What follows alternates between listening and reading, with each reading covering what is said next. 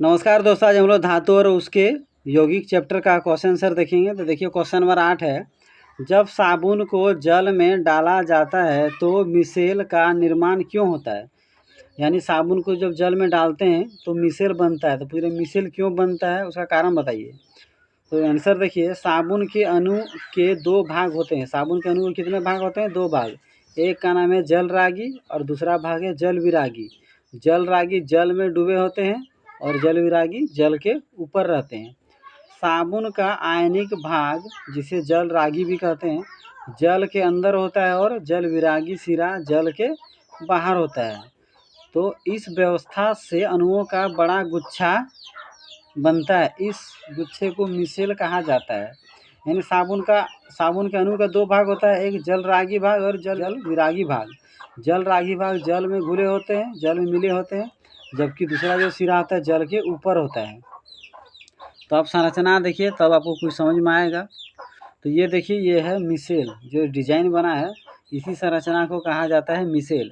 साबुन का जो अणु होता है उसका दो सिरा होता है, तो एक जो छोटा ये है इसको बोला जाता है जल रागी सिरा, और ये आपको इस तरह जो लंबा दिख रहा है आपको, ये है जल विरागी सिरा। जल विरागी सिरा लंबा होता है और जल रागी सिरा छोटा होता है। तो ये जितना आप देख रहे हैं ये जल रागी सिरा, ये जल में तैरते रहते हैं, ये जल में तैरते रहते हैं।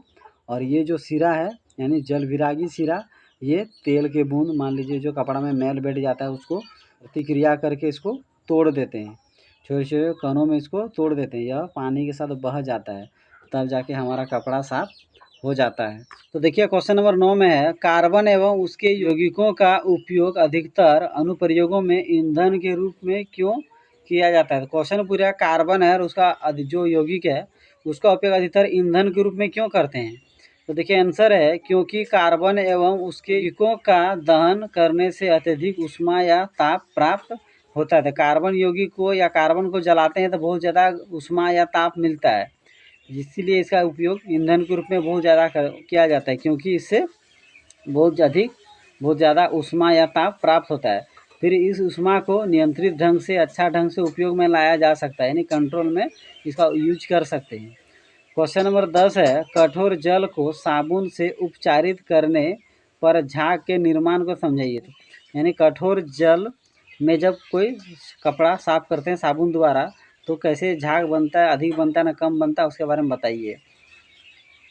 कठोर जल में सल्फेट तथा क्लोराइड के लवण होते हैं। यह लवण साबुन से अभिक्रिया कर स्कम बनाते हैं। यह स्कम अधिक झाग बनने नहीं देता है।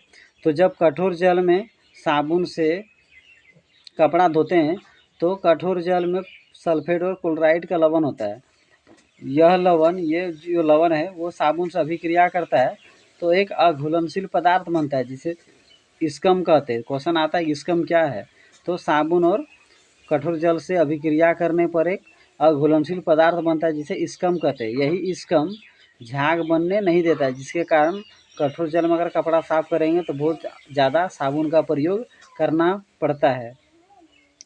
तो जैसे आप जैसे कभी नहाते होंगे तो आपके शरीर में चिपचिपा कोई पदार्थ बैठ जाता होगा, तो वही पदार्थ स्कम है।